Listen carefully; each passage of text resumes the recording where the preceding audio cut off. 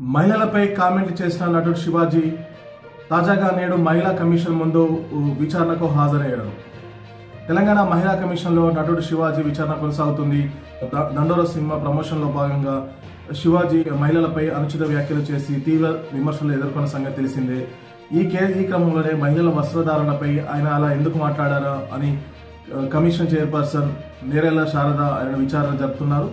Cinema ఈవెంట్లో శివాజీ చేసిన అసంబంధిత వ్యాఖ్యలపై తీవ్ర దుమారం రేగిన సంగతి తెలిసిందే. సినిమా ఇండస్ట్రీ నుంచి చిన్మయి, అనసూయ, నిధి అగర్వాల్, పాయల్ రాజ్పుత్ వంటి సెలబ్రిటీలు కూడా శివాజీ వ్యాఖ్యలపై తీవ్ర అభ్యంతరం వ్యక్తం చేశారు. మరోవైపు ఆ వ్యాఖ్యలపై రాష్ట్ర మహిళా కమిషన్ ఆగ్రహం వ్యక్తం చేస్తూ సుమోటోగా స్వీకరించి ఆ వ్యాఖ్యలపై వివరణ ఇవ్వాలంటూ నటుడు శివాజీకి నోటీసులు జారీ చేసింది.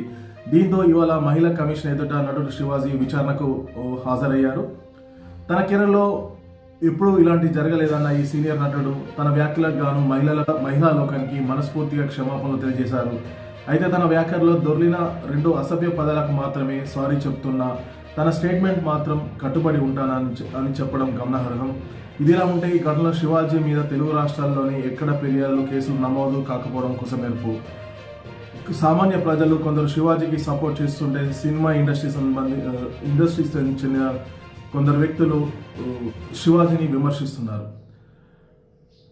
దీంతో శివాజీ దండోర సినిమా ప్రమోషన్లో కొన్ని అనుచిత వ్యాఖ్యలు చేసిన సంగతి తెలిసిందే. అనుచిత వ్యాఖ్యలను సుమోటోగా స్వీకరించి మహిళా కమిషన్ చైర్మన్ నేరెళ్ల శారద నటుడు శివాజీకి నోటీసులు జారీ చేశారు.